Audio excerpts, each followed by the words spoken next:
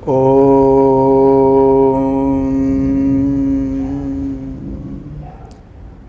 Guru Pyo Namaha Harihi Om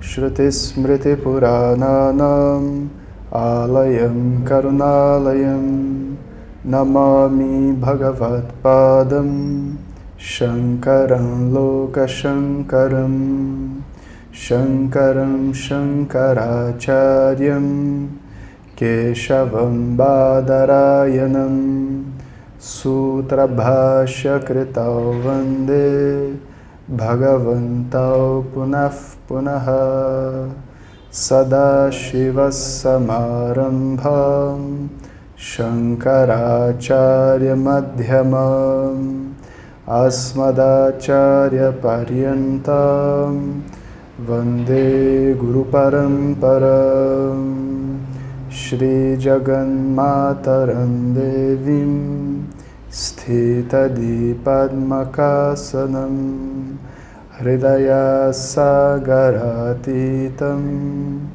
Gomatim Pranatosmyaham Om Sahana Vavatu Sahana Bhunaktu Sahaviryam Karavavahai Tejasvinavadhitamastu ma vidvishavahai Om Shanti Shanti Shanti.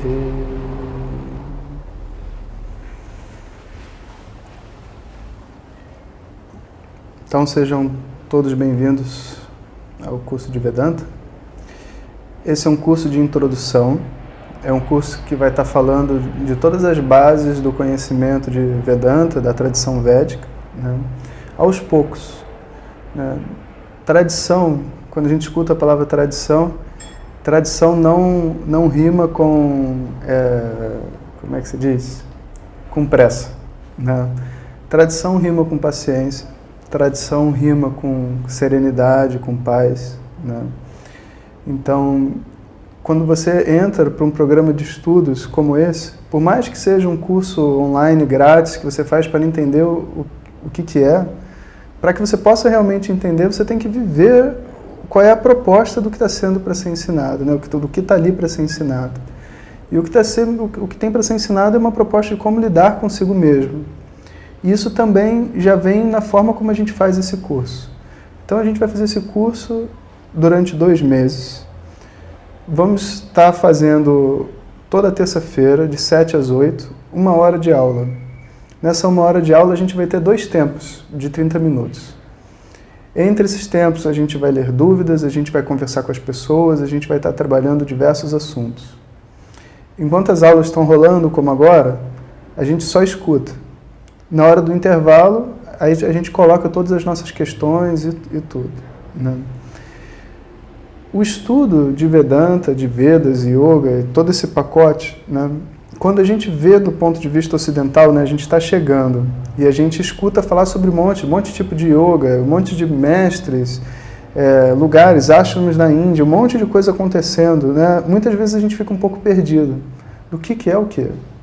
Mas quando você vai para a Índia, passa um tempo lá vivendo com os mestres e conversando com eles não têm essa visão de separação que a gente tem aqui no Ocidente. Né? Como se, por exemplo, você tivesse que escolher qual é o melhor yoga para você fazer, de um cardápio de opções, né? O que mais se enquadra para mim. Né? Esse tipo de atitude, esse tipo de abordagem é uma abordagem ocidental, né? Onde você analisa o que eu sou a melhor pessoa para saber o que eu preciso, né? Eu vou ver aquilo que eu mais gosto e vou fazer.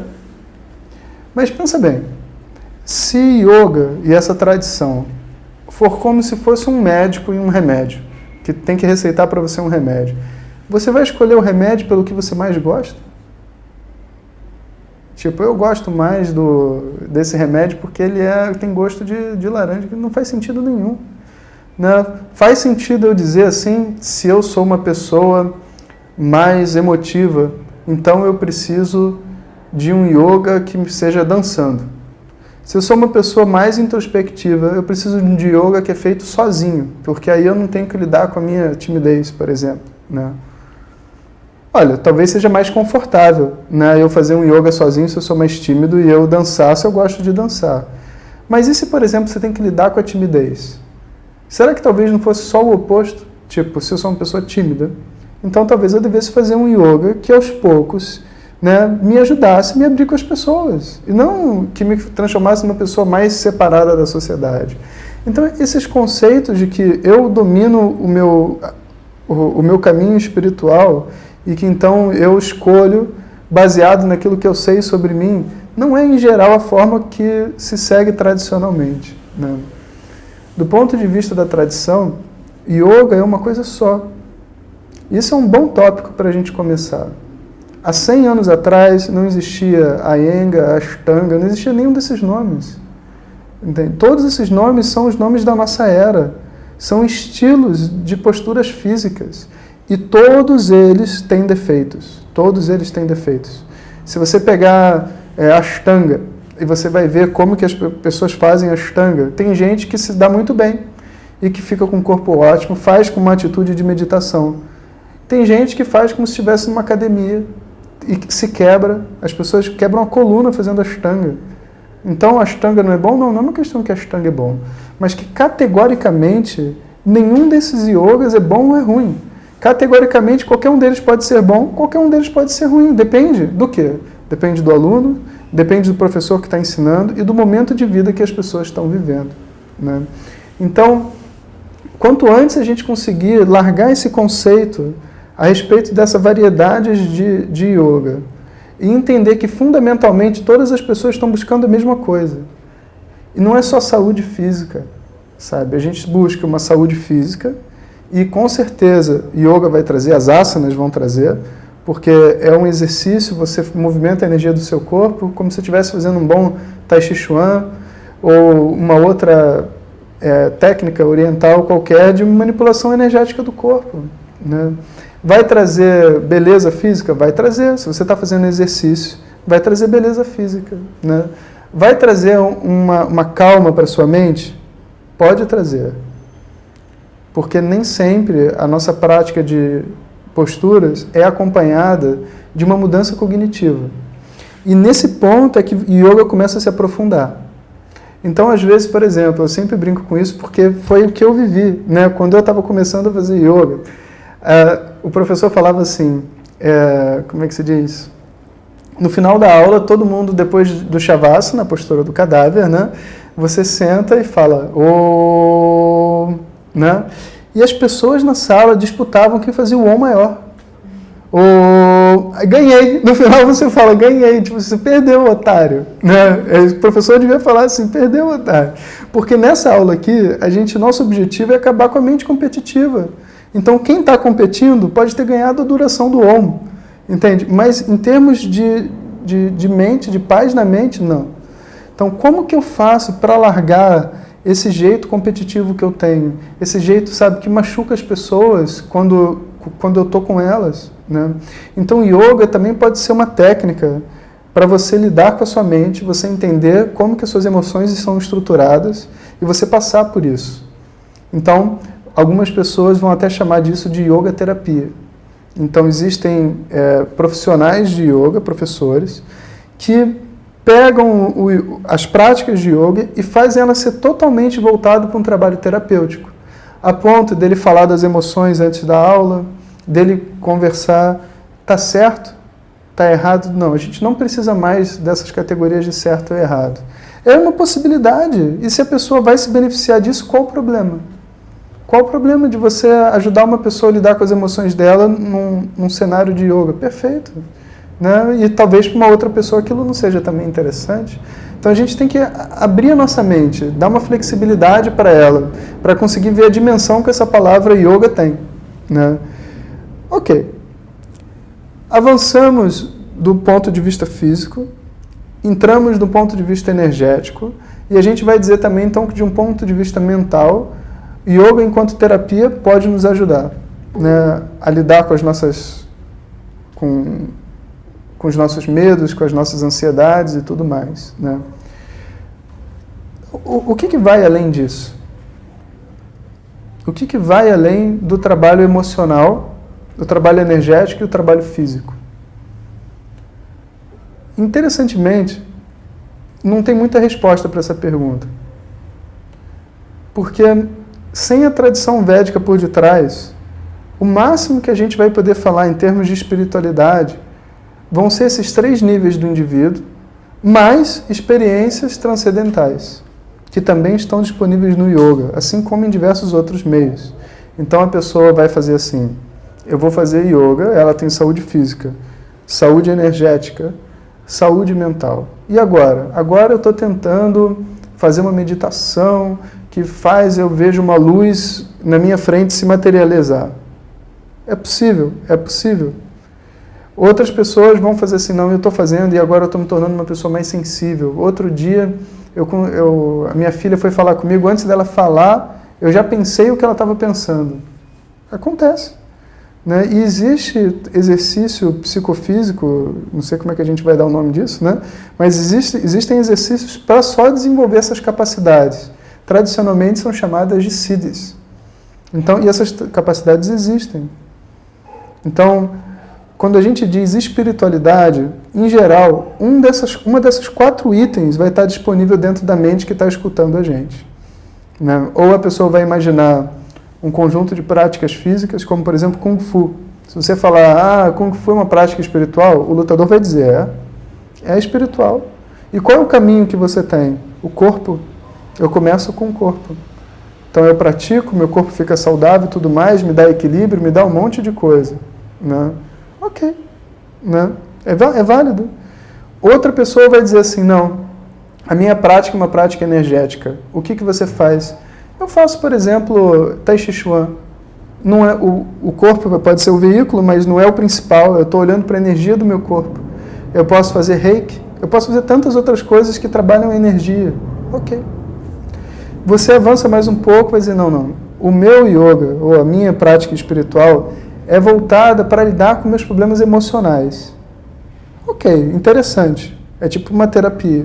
E vão ter vários grupos que vão fazer isso. E vão até misturar. Tipo assim, eu pego, eu tomo algum chá. Esse chá me dá um relaxamento maior do que o normal. Vem à minha mente questões que aconteceram comigo da minha infância e eu tenho uma oportunidade de lidar com elas novamente com uma outra mente que eu não tinha antes. Ok. É espiritualidade? É espiritualidade. E está lidando com o quê? Com o emocional. Entre aspas, assim, a nossa individualidade emocional. Né? Se você avançar mais um pouquinho, o que se tem? São só as práticas esotéricas, as coisas transcendentais. Então eu vou estar lidando com práticas, exercícios e tudo mais, que dão para mim coisas que as outras pessoas não têm. Então eu conheci várias pessoas na Índia que tinham esses siddhis. Tenho amigos, por exemplo, lá que se alguma coisa vai acontecer de ruim para eles escutam um sino na orelha. Imagina, deve ser horrível, né? Tipo assim, é bom saber que vai acontecer uma coisa de ruim. Mas pensa só, depois de você estar acostumado, é tipo filme de terror, né? O inimigo vai aparecer. O que você vai fazer? Vai acontecer? Você pergunta para ele, diz uma coisa. Quando você sabe que uma coisa de ruim vai acontecer, o que você pode fazer? Aí ele fala assim, olha, não é que eu posso fazer alguma coisa. Eu na verdade, eu me preparo psicologicamente que alguma coisa vai acontecer. Entende? Ok, mas vê só. Você dizer que o Brasil vai perder de 7-1 e você não pode fazer nada, eu prefiro até não saber, cara, sinceramente. Né? Porque as práticas espirituais, né, elas têm 2 lados. Mesmo essas transcendentais, você descobre uma coisa, mas vê só, existe uma razão para eu estar pensando com a minha cabeça, você com a sua, eu não ler o seu pensamento e você não lê o meu. Existe uma razão para isso. Existia uma mulher que ela fez um exercício associado ao Tantra e que ela tinha, então, ganhou realmente a capacidade de perceber o que as pessoas pensavam. É tipo uma intuição extremamente aguçada. Então, ela consegue ver o que a outra pessoa está pensando. Né?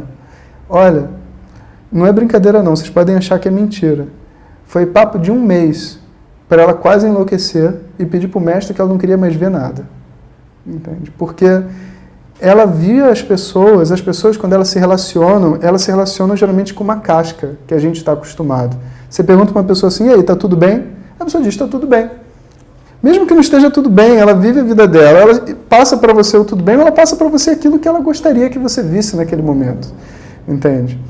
E, em geral, a nossa mente, ela é extremamente louca, pelo menos a minha não sei se a de vocês são, mas a de todo mundo é extremamente louca, a gente pensa coisas que a gente nem gostaria de pensar, imagina coisas que a gente não gostaria de imaginar, entende? Fala um monte de besteira com a gente mesmo. Imagina ter alguém dentro da nossa mente escutando tudo que está acontecendo. Só a gente já é maluquice, vendo a mente de outra pessoa, a pessoa perde a noção de sanidade.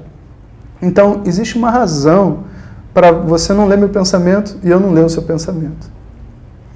E o meu mestre, se você chegar para ele e falar assim, mestre, eu gostaria de saber como que eu faço uma meditação para poder ler o pensamento de uma outra pessoa. Ele vai fazer assim. Eu tenho certeza que a resposta dele vai ser assim.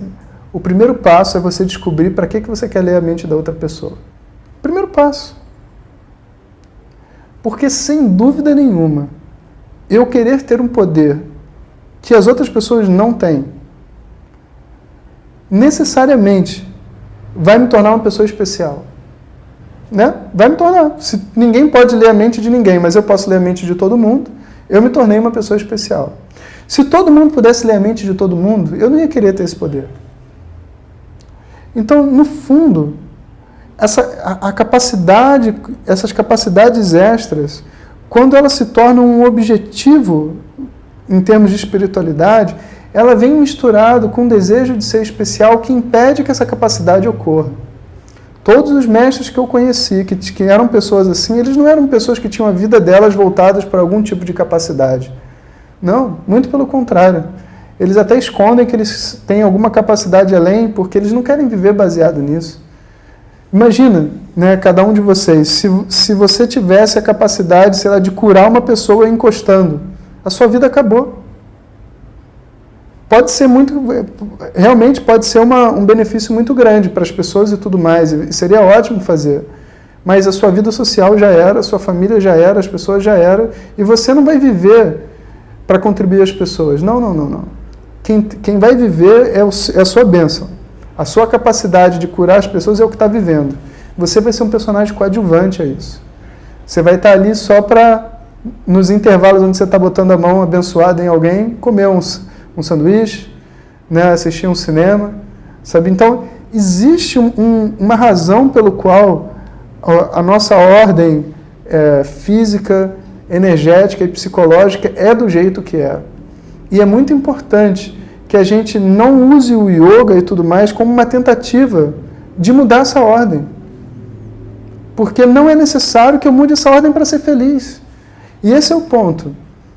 Então, quando eu chego nesse momento onde eu dou um checkmate nessas 4 buscas, né, falando assim, olha, saúde física eu quero, tudo bem, mas o meu objetivo não é esse. Por que não é esse? Porque o corpo é meu veículo. Né? Como imagina se a gente está escovar o dente. Qual é o seu objetivo de vida? Escovar o dente? Não. Escovar o dente é algo desejável. Eu não vou deixar de escovar o dente. Não vou deixar de fazer asana. Não vou deixar de ir ao médico. É coisas que me fazem bem. Mas esse não pode ser meu objetivo de vida. Porque meu corpo vai acabar. Como que eu vou botar meu objetivo no meu corpo? Ok, próximo. Aí diz assim, não. O meu objetivo é realizar práticas energéticas e ganhar capacidades fisiológicas e tudo mais que está disponíveis nesse corpo. Existem, não sei se vocês já viram esse seriado chamado, como é que é o nome? Super-Humanos. Vocês já viram Super-Humanos? Não.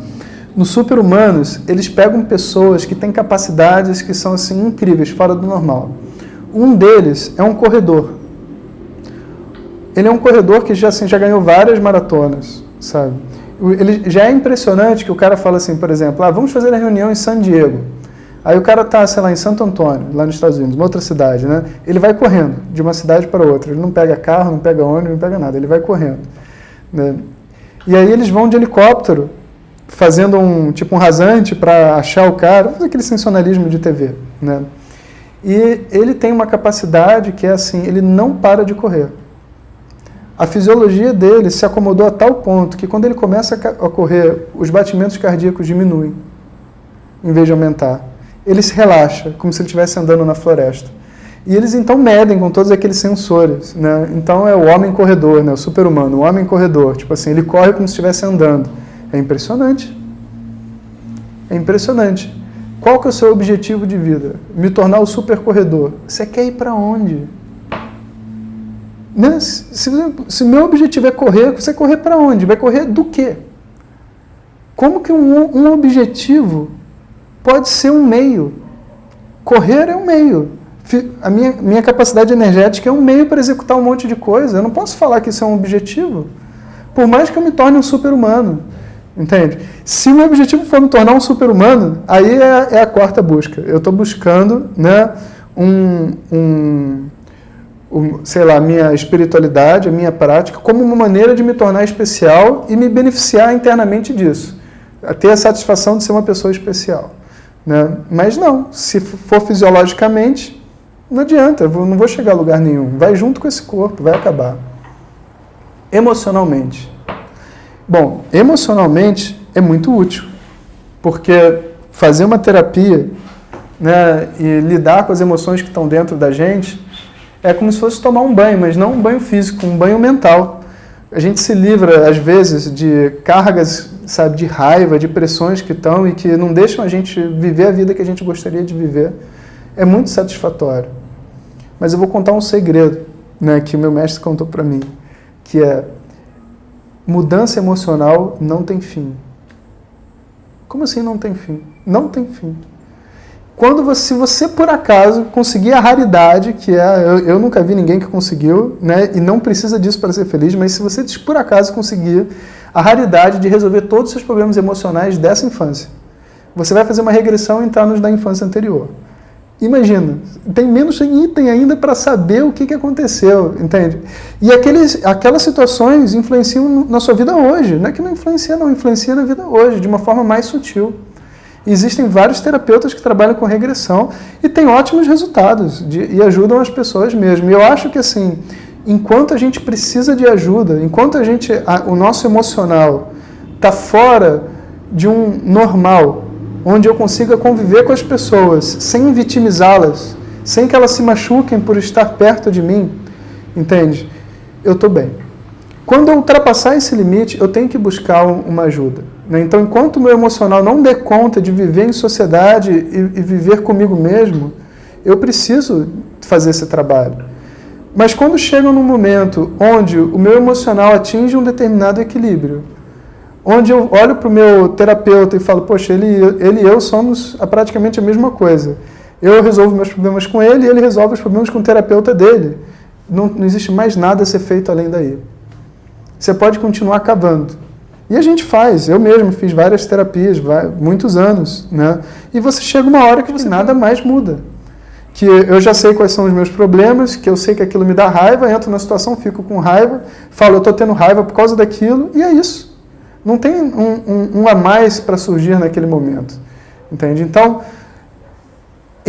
a terceira busca, que é a espiritualidade como uma forma de lidar com os meus traumas e as minhas emoções, é importante. Mas assim como as outras três, tem um limite. E quando eu chego nesse limite, eu tenho que estar pronto para dar o próximo passo. Nesse próximo passo, existe a grande armadilha. E essa grande armadilha que é o tema desse nosso primeiro encontro, né? Os 4 passos dentro da espiritualidade. Então, qual que é a grande armadilha? É uma pessoa que é saudável fisicamente, saudável energeticamente, emocionalmente saudável, ela tem o mundo nas mãos dela. Pensa bem nisso. Quando você chega para trabalhar, né, num local, mesmo como professor de yoga, muitas vezes o que te estabelece como sendo um professor de yoga é que você é uma pessoa mais equilibrada que as outras que estão ali. E está querendo ensinar alguma coisa e as pessoas vêm pedir um conselho a você. Então, esses 3 primeiros passos, quando eles são realizados com sucesso, existe uma espécie de um ganho material e mundano.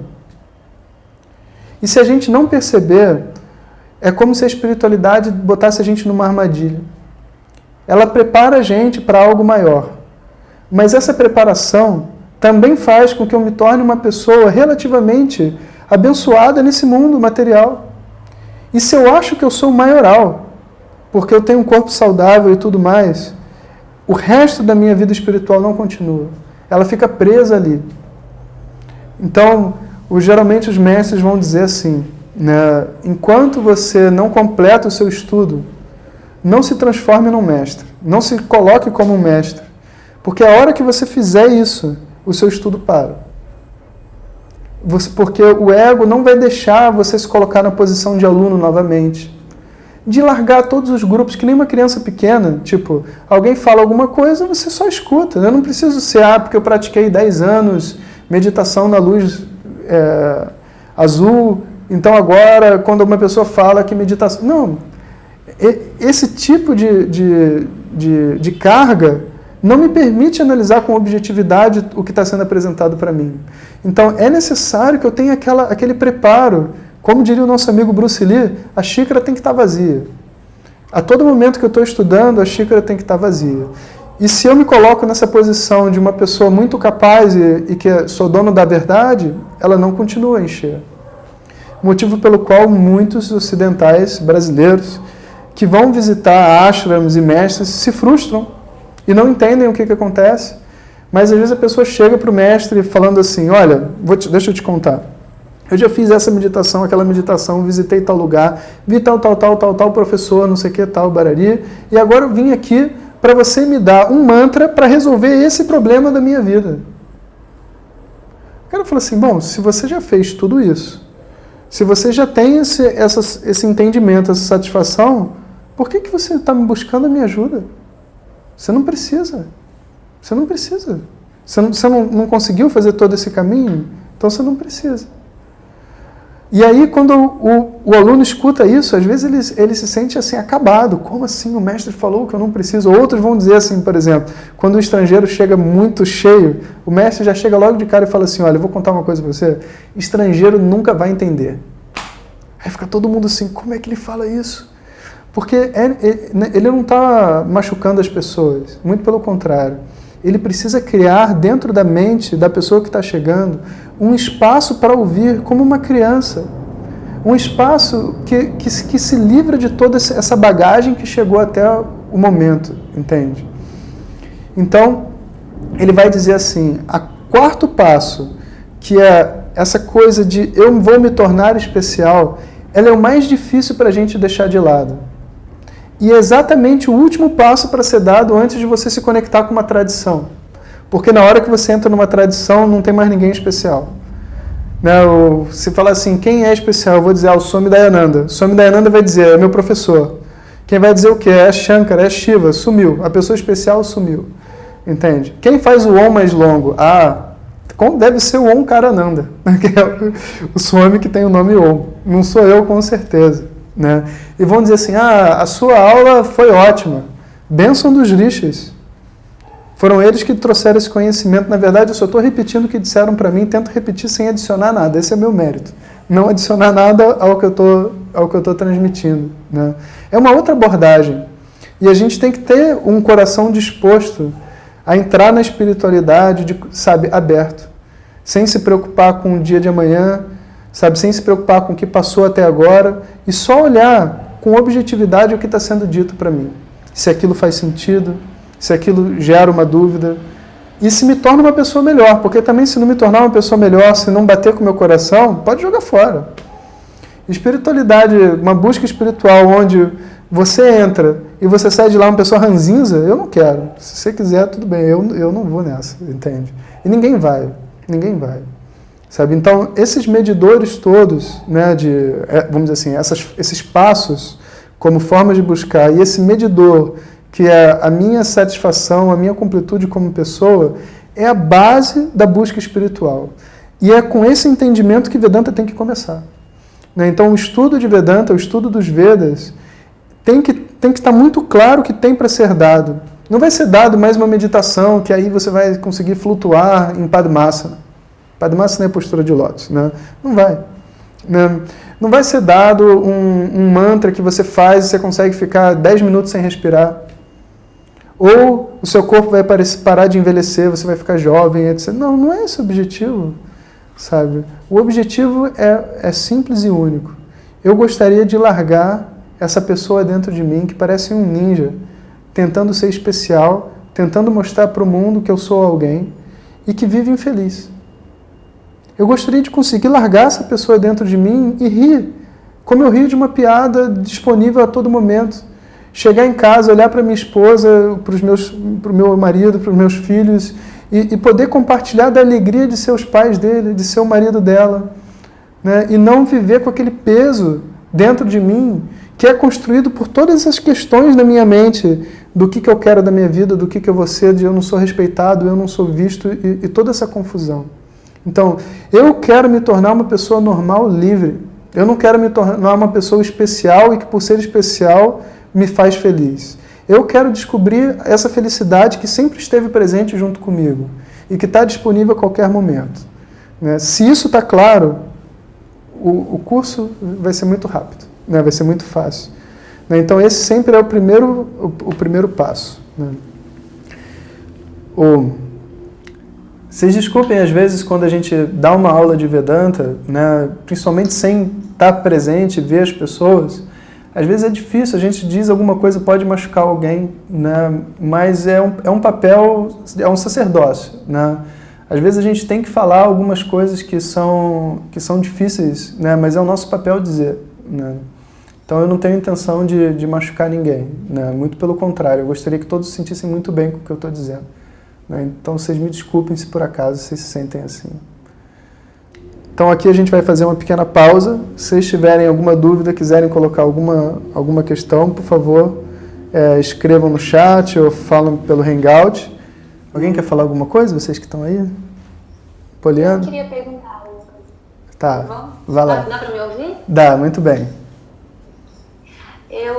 Esse quarto passo que você falou tem a ver com...